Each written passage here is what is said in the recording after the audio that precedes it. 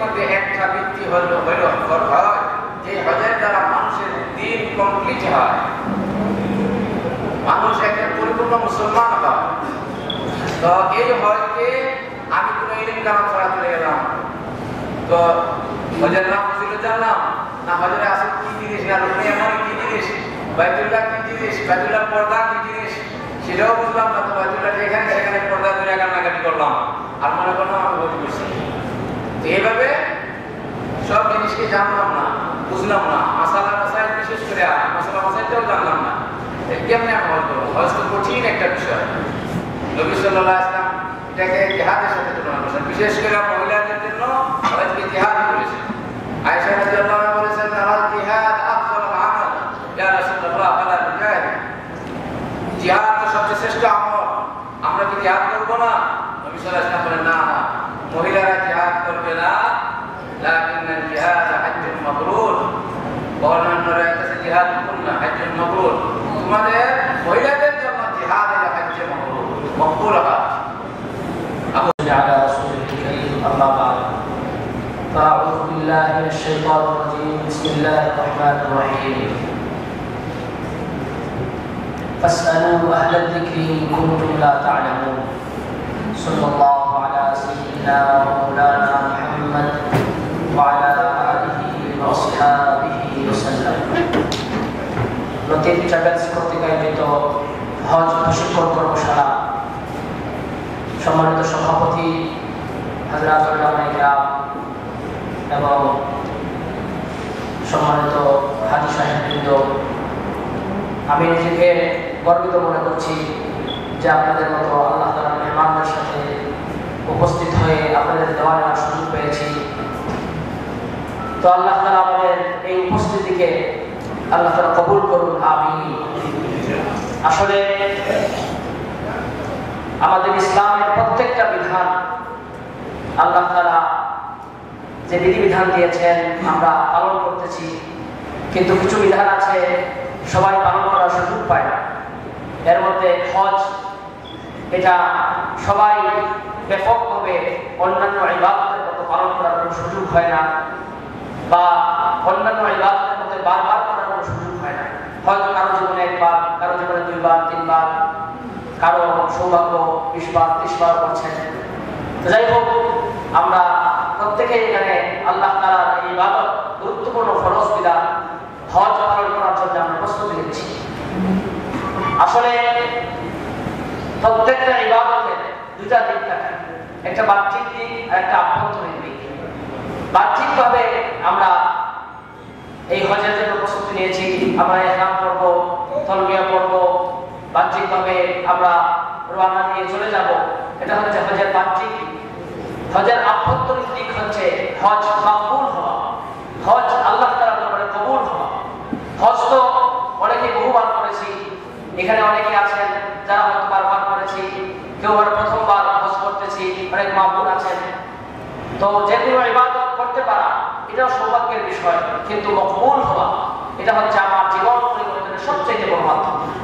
এজন্য আমরা এখন থেকে সবসময় দোয়া করতে হবে, আল্লাহ আমার হজ যেন মাকবুল হয়, আল্লাহ আমার হজ যেন বিফলে না যায়। আল্লাহুম্মা জাআল সা'য়ানা সা'য়ান মাশকুরা, আল্লাহুম্মা হাজ্জানা হাজ্জান মাবরুরা। এই যে আমাদের হজটা যেন মাকবুল হয়, হজ যেন মাকবুল হয়, এজন্য আল্লাহ তাআলার কাছে প্রতিনিয়ত দোয়া করতে হবে। কারণ সাহাবায়ে কেরাম জিজ্ঞাসা করেছিলেন, ইয়া রাসূলুল্লাহ, অনেকেই তো পাথর মারে, কঙ্কর মারে, এই পাথরগুলো তো বিশাল পাহাড় হয়ে যাওয়ার কথা। আজকে পর্যন্ত যারা কঙ্কর মারছে শয়তানকে, সেখানে বিশাল পাহাড় হয়ে যাওয়ার কথা, এই পাথরগুলো যায় কোথায়? তো রাসূল করিম সাল্লাল্লাহু আলাইহি ওয়াসাল্লাম বলেছেন, যার হজ কবুল হয়ে যায় এই পাথরগুলোকে আল্লাহ তাআলা উঠায় দেন। তো আমাদের হজ যেন মকবুল হয়, এজন্য এখানে লতিফ ট্রাভেলস কর্তৃক হজের প্রশিক্ষণ হচ্ছে আমাদের অত্যন্ত শ্রদ্ধাভাজন আলহাজ সাহেব মনিরুল আলম সাহেব, অত্যন্ত বিজ্ঞ এবং তিনি মাঠ পর্যায়ে অনেক বছর ধরে কাজ করছেন। সেখানে যাওয়ার পরে আমরা অনেকে বিভিন্ন ক্যাটাগরিতে হতে যাই, কেউ ভিআইপি, কেউ বিজনেস ক্লাস, কেউ স্বাভাবিকভাবে, প্রত্যেকেই আমরা হতে চাই। কিন্তু আমরা মনে করছি যে হয়তো বিজনেস ক্লাসে যারা যায় বা ভিআইপি যারা যায় আমাদের মনে খুব কষ্ট হবে না। আসলে সেখানে যাওয়ার পরে আপনার ফ্লাইট থেকে শুরু হয়, অনেক সময় ফ্লাইট ডিলে হয়, অনেক সময় হোটেলে যাওয়ার পরে আপনার ব্যাগ, আপনার লাগেজ যথাযথভাবে পাওয়া যায় না, বিভিন্ন ধরনের মানে একটা অস্থিতিশীল পরিবেশ তৈরি হয়। তখন আমাদের মেজাজ, আমাদের মস্তিষ্ক এক ধরনের বিকারগ্রস্ত হয়ে পড়ে।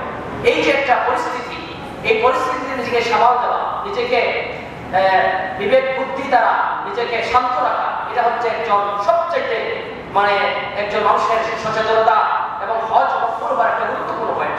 আসলে ইবাদত তো করা যায়, ইবাদত আমরা করবোই, কেউ ইবাদতের এই বিষয়গুলো কারণ চাপ দেওয়া যাবে না। প্রত্যেকে আমরা হজের ফরজ আদায় করবো, ওয়াজিব আদায় করবো, সুন্নাহ আদায় করবো, এটা স্বাভাবিক। কিন্তু এই হজটা হচ্ছে একটা সামাজিক ব্যাপার। হজের সাথে আমাদের মানুষের সম্পর্ক, আমার ভাইয়ের সম্পর্ক, আমার বোনের সম্পর্ক, হজের সাথে আমার এজেন্সির সম্পর্ক, এই যে আমার একটা মানে মানুষের সাথে একটা আচরণ, এটা হচ্ছে সবচেয়ে কঠিন পরীক্ষার বিষয়।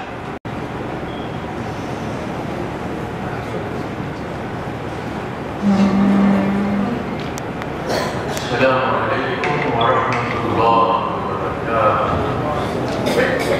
الحمد لله وكفى والصلاة والسلام على رسوله المصطفى أما بعد فأعوذ بالله من الشيطان الرجيم بسم الله الرحمن الرحيم ولله على الناس حج البيت من استطاع إليه سبيلا ومن كفر فإن الله غني عن العالمين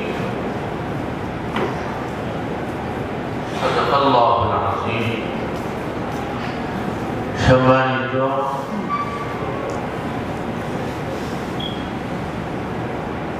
আজকে এই অনুষ্ঠান কর্তৃপক্ষ, উপস্থিত হাজী সাহেবান সহ যত এখানে আর উপস্থিত হয়েছে সবার প্রতি আন্তরিক মুবারকবাদ জানিয়ে লতিফ ট্রাভেলস এক ব্যতিক্রমধর্মী ট্রাভেলস জগতে এক অন্যতম প্রতিষ্ঠান, সুনামধন্য। এটা আমাকে আজকে বলতে হচ্ছে তো স্পষ্ট শব্দের দ্বারা ঐতিহ্যবাহী, সুনামধন্য। কারণ আজকের এই অনুষ্ঠান আমার দীর্ঘদিনের চাহিদা, যে শূন্যতায় আমি প্রশ্নের মধ্যে ছিলাম, এটা আজকে দূর হয়েছে। বিভিন্ন দেশের হাজী সাহেবের ঘর পালনের অবস্থা পদ্ধতি সম্মিলিতভাবে তারা এগুলো করে দেখি, এতে মনে প্রশ্ন, বাংলাদেশে হাজী সাহেবানরা এইভাবে করতে পারে না, এর পিছনে দুর্বলতা হলো ট্রাভেলসের দুর্বলতা। ট্রাভেলস যদি এইভাবে সুন্দর উদ্যোগ নিত, তাহলে মাসলাকি এবং ভ্রমণের সাথে সম্পর্কিত যে অসুবিধা তা দূর করে সুযোগ সুবিধার সাথে সম্পূর্ণ মাসলামাসাইল পালন করে মনের দিক দিয়ে শরীরের দিক দিয়ে উভয় একটা সুন্দর হজ পালন করা মানুষের পক্ষে সম্ভব। যারা জীবনের প্রথম যাচ্ছে ওনাদের কাছে যদি তুলনা পেশ করা হয় তাহলে ওনারা বোঝা সম্ভব, আর বোঝাও সম্ভব। কারণ খারাপ যদি আগে ধরা পড়ে না হলে ভালোটা, যে ভালো এটা ধরা পড়ে, আর ভালোটা যদি আগে ধরা পড়ে না, খারাপটাও ধরা পড়ে না, তাহলে আমি কোন অবস্থায় আছি এটা বোঝা সম্ভব হবে না। হজে যাওয়ার পরে আমার জীবনে দেখা ব্রেন আউট করার মতো অবস্থা হারিয়ে যাওয়ার কারণে সমাবেশ যেখানে হয় মানুষ হারিয়ে যাওয়াটা আছে। এখানে যে অনেক কিছু সামনে এসেছে, যেমন একটা পিঠের যেটা সবসময় সাথে থাকবে, এরপরে বড় ব্যাগ যেটা এই কালারের, যতটা গ্রুপ তত কালারের, এইভাবে আবার যা এসেছে উলামায়ে কেরামের মাধ্যমে মাসলা মাসাইল, মাসলা বিষয়ের ক্ষেত্রে এই ট্রাভেলসের একটা বিশেষত্ব বলতে পারি, আর আমি খুব জোরালোভাবে বলেছি ইমাম সাহেবকে, যে প্রশিক্ষণটা যেন আপনাদের লিখিত বইয়ের আলোকে হয়, আর ওই বইটা যেন সব হাজী সাহেবানকে দেওয়া হয়। জনাব চৌধুরী শুরু সাহেব বলেছেন, আপনারা কোনো অন্য বইও পড়তে পারেন, কোনো কথা নাই। এর সাথে আমিও খুব স্বতঃস্ফূর্ত একমত। তবে এইটা হুজুরদের ভাষায় বলা হয় প্রথম, এইটা থাকবে মূল। এর সাথে এখানে ইমাম সাহেব হুজুর অনেক কিতাব লিখেছেন, ফার্স্ট শুধু এখানে আগ্রহটাও আছে। এইভাবে যা করো বলো, তবে একটা হবে মূল, আর যত মিলানো হবে তখন বিক্ষিপ্ত মনের অবস্থা হবে না, নিয়ন্ত্রণে থাকবে যা হচ্ছে। আর এখান থেকে উনি দিয়েছেন ওইটার আলোকে জানাশোনা বোঝা যদি প্রশ্ন করা হয় হুজুর সহজে উত্তর দিতে পারে। যাই হোক, এই যা কথা বললাম এটা শুধুমাত্র একটা মনকে জমানোর জন্য, যে পদ্ধতি, যে সুশৃঙ্খল অবস্থা আমাদের সামনে এসেছে তা মূল্যায়ন। এখন আমার মনে যে বিশেষ কয়েকটা কথা বলার জন্য আমার মনে এসেছে, তা আপনাদের সামনে পেশ করতে যাচ্ছি। আর তা হলো বাহ্যিক কোনো মাসলা মাসাইলের সাথে সম্পর্কিত নয়। আমার আশা এই বইয়ের লেখক আমার আগে যে হুজুর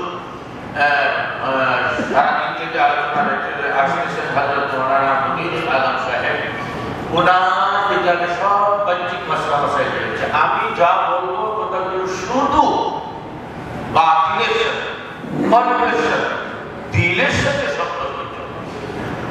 আর এই কথার দিকে যে আয়াত তেলাওয়াত করেছি, এই আয়াতের প্রথম অংশে প্রথম শব্দ আল্লাহ রাব্বুল আলামিন উল্লেখ করেছেন, লিল্লাহি আলান নাস।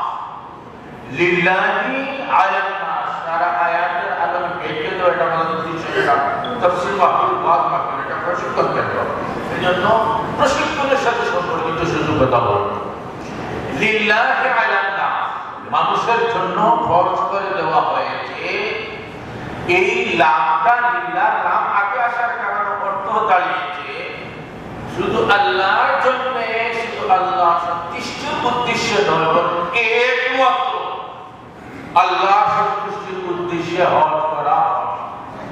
যদি হজ করা একমাত্র আল্লাহ সন্তুষ্টির উদ্দেশ্যে হয়, তাহলে একমাত্র বাংলাতে যুক্ত হওয়ার পরে আমরা সব জানি যে বাক্যের সাথে একমাত্র যুক্ত হয় তার বিপরীতের ক্ষেত্রে নাম চায়, আর যে বাক্যের ক্ষেত্রে যুক্ত হয়েছে তার ক্ষেত্রে হাউ। একমাত্র আল্লাহ সন্তুষ্টির উদ্দেশ্যে হজ করা হয়েছে, তাইলে বোঝা যায় এর বিপরীত আল্লাহ ছাড়া আরো যা হতে পারে হজে যোগ করা। নবীজি বলেছেন এক সময় এটা হবে, আর এক সময় হবে না বলেছেন, বর্তমানে এগুলো বাস্তবে চলতে আছে। ওই সবগুলো ছেড়ে হজ হবে একমাত্র আল্লাহ সন্তুষ্টির উদ্দেশ্যে। কথাটা স্বাভাবিক হজ হবে একমাত্র আল্লাহ সন্তুষ্টির উদ্দেশ্যে, এছাড়া আর কোনো উদ্দেশ্য হতে পারে না। আল্লাহ সকলকে যেন হেফাজত করেন, দিতে করিয়া নহলে করে দিতে যাবে না, চেষ্টায় হবে না যদি আল্লাহ তৌফিক না দেন। ছাড়া আর হজ হয়। এর প্রকার হলো চারটি। একটা হবে হজ ভিজিট করা, ভ্রমণ করা। এটা মালদারদের পক্ষ থেকে। লন্ডন গেলাম, আমেরিকায় গেলাম, জাপান গেলাম, এইভাবে জায়গায় জায়গায় গেলাম, কিছু দেখলাম। সৌদি আরব যাই, মক্কা মদিনার অবস্থা একটু দেখে আসে, ভিজিটের উদ্দেশ্যে হজ। এটা রূপে হজ, আল্লাহর তালিকা এটা হজ। আর সবার কাছে আল্লাহর তালিকা হাজির যাবে। আরেক প্রকার হলো হজ হবে ব্যবসার উদ্দেশ্যে। মন বড় একটা কথা, ব্যবসার উদ্দেশ্যে হজ করা হবে। বাস্তবতা যারা জান নাই ওনারা এটা বোঝা একটু কঠিন, আর যারা গেছে ওনাদের কাছে এটা পরিষ্কার, হজের উদ্দেশ্যে নয়, ব্যবসার উদ্দেশ্যে হজ করা হবে। 2 নম্বর। 3 নম্বর হবে হজ করা বিদ্যার উদ্দেশ্যে। এইটা এখন কিছুটা অস্পষ্ট হলেও একসময় স্পষ্ট সারিবদ্ধভাবে লাইনে ভিক্ষুকরা দাঁড়িয়ে থাকে। একটা লোক যদি কাশ্মীর থেকে যায়, এইভাবে আফ্রিকা থেকে দেশ থেকে আসে, তাহলে আসার সময় বিমান ভাড়া এই আরো খরচ কত টাকা এত খরচ বহন করে যখন এখানে আসে আর বিক্রি করে তাইলে তো বোঝা যায় তার টার্গে ভাড়া সহ সবগুলো আদায়ের পরে আরো কিছু লাভ নিয়ে যাওয়া বলেনটা ঠিক না? আর না এখানে আসে করে তাইলে তার হজের শহর বিক্রির মাধ্যমে হয় অনেক টাকা লাভ। এই বিক্রির উদ্দেশ্যে কিছু মানুষ হজে আসে আর একটা কাজ বাস্তবতা এখন করতে আসে। 4 নম্বর হজের প্রকার হলো আগেরটা আল্লাহর তালিকায় হজ নয়, হাজি সাহেব আল্লাহর তালিকায় হাজি নয়, মানুষের তালিকায় হাজি, আল্লাহর তালিকায় এই লিপ্ত হলো ভিক্ষু। 4র্থ প্রকার যেটা এটা হবে লৌকিকতা, মানুষ দেখানোর জন্য। আমার এই যে জায়নামাজটা এটা হলো আমার মাসের হজের জায়নামাজ। তো মাস কিভাবে হবে? আগে যদি একটা না হয় পরে যদি আরেকটা না হয় বললে তো মাস বানানো যায় না। মুখে বললাম আল্লাহু আকবার, আল্লাহ সবচেয়ে বড়, জাহিরি আমল। দিলের অবস্থা বাতিল হবে তুমি সবচেয়ে বড় বাক্য বলে বাক্য কর্ত, কিন্তু এর মাধ্যমে আমি প্রকাশ করতেছি, বুঝাইতেছি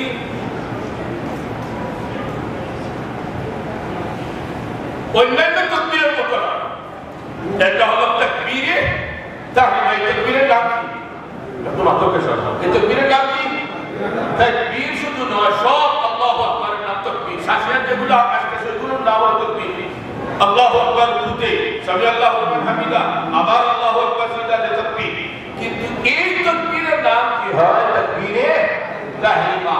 ব্যাকরণের আলোকে শেষে অর্থ দাঁড়াইবে তাকবীরুল মুহাররিম, হারাম অবৈধকারী তাকবীর, হারামকারী অবৈধকারী তাকবীর। এই তাকবীরের পরে হারাম হয়ে যায় এমন কর্ম কথা যেগুলো আসলে শরীয়তের আলোকে পুরাপুরি যায়, কিন্তু যখন বলা হলো আল্লাহু আকবার ওই মুহূর্তে সমস্ত বৈধ আমল অবৈধ হারাম নাজায়েজ হয়ে যায়। আল্লাহু আকবার বলার আগে পানি পান করা জায়েজ না নাজায়েজ? খানা খাওয়া জায়েজ না নাজায়েজ? ডানে বামে তাকানো জায়েজ না নাজায়েজ? খানে বলতে কিছু শোনানো না জায়েজ না নাজায়েজ? এইভাবে বলতে থাকে সর্বাঙ্গের সাথে মিট করে। সবটা আমি উল্লেখ করে যদি তাইলে কথা হবে বেশি। কয়েকটা উদাহরণ দিলাম, আপনারা সব সঙ্গে মিট করেন। অনেক বিষয় শরীয়তের সবসময় নিষিদ্ধ যেগুলো তারা আসে, অনুমোদিত যেগুলো আল্লাহু আকবার বলার পরে দেখেন এগুলো নিষিদ্ধ হয় কি হয় না? বাতিলের সাথে সম্পর্কিত নিষিদ্ধ হলো। এখন এইগুলো ছেড়ে এই ব্যক্তি গেল কোন জায়গায়? এগুলো সারলো, গেল কোন জায়গায়? গেল এই ব্যক্তি বাহ্যিকভাবে দৈহিকভাবে সবার সামনে হলো আল্লাহু আকবার বলার মাধ্যমে আপনার সাথে সম্পর্ককে কেটে ফেলে, আপনার সাথে সম্পর্ককে কেটে ফেলে, ভাইয়ের সাথে সম্পর্ককে কেটে ফেলে, বইনের সাথে সম্পর্ককে কেটে ফেলে, এইভাবে সন্তানাদি দুনিয়ার সমস্ত আত্মীয়-স্বজন প্রতিনিধি সারা সৃষ্টিকে ছেড়ে আল্লাহু আকবারের মাধ্যমে বাহ্যিকভাবে না বাতিলভাবে এই ব্যক্তি আল্লাহর দরবারে চলে গেছে। এজন্য আল্লাহর দরবারে হওয়ার কারণে কোন অঙ্গের মাধ্যমে অন্য কাজ করার তোমার অনুমতি নাই। কাজ আল্লাহর দিকে চক্ষু ব্রেন সর্বাঙ্গ আমি আল্লাহর সামনে উল্টা পাল্টা কোনো কাজ করতে পারবো। এই বুঝা গেল কলিমার মাধ্যমে পরিচয় আর নামাজের মাধ্যমে আল্লাহর সাথে হয় কথোপকথন। আল্লাহু আকবার যখন এক পর্যায়ে বান্দা বলে আলহামদুলিল্লাহ রাব্বিল আলামিন, তখন আল্লাহর প্রশংসা। আল্লাহ বলে একদিকে তো কথা বললে হবে না, তখন আল্লাহ দুই দিক থেকে কথা হবে। হামিদানি আব্দি, আমার বান্দা আমার প্রশংসা করেছে। আল্লাহর পক্ষ থেকে উত্তর। আর রহমানির রহিম মালিক ইয়াউমিদ্দিন, এইভাবে সূরা শেষ পর্যন্ত বান্দা এক এক আয়াত পড়ে আর আল্লাহর পক্ষ থেকে জবাব আসে। দুই দিকের কথার মাধ্যমে কথোপকথন হয়, কালিমার মাধ্যমে পরিচয় আর নামাজের মাধ্যমে আল্লাহর সাথে হয় বান্দার কথোপকথন। পরিচয়ের